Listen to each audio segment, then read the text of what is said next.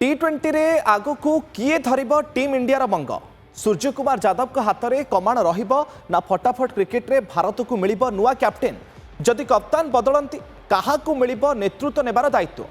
एबे जदि आपण देखिबे तबे दिनिकिया ता सहित टेस्ट क्रिकेट रे शुभमान गिल वर्तमान समय रहिचंती टीम इंडिया कैप्टेन अन्यपटे जदिओ सूर्यांक नेतृत्व में भारत टी20 विश्वकप जीति किंतु खराब फॉर्म दे गति करुथिबारु आईपीएल पर आगक हुए तो कैप्टेन पदरु हटा जाई पारे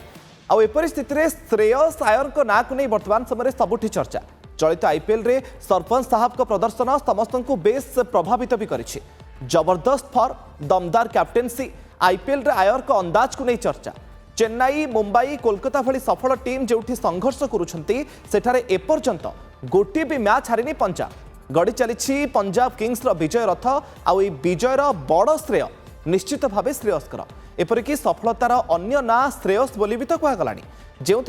टीम इंडिया टी20 कैप्टेन कराऊ बोली दाबी करुछंती क्रिकेट प्रेमी अन्यपटे हार्दिक संजू सैमसन ईशान को ना को नहीं चर्चा आपण मतरे टी20 रे किए सबुठु बेस्ट कैप्टेन हो पारे कमेंट रे जणातु।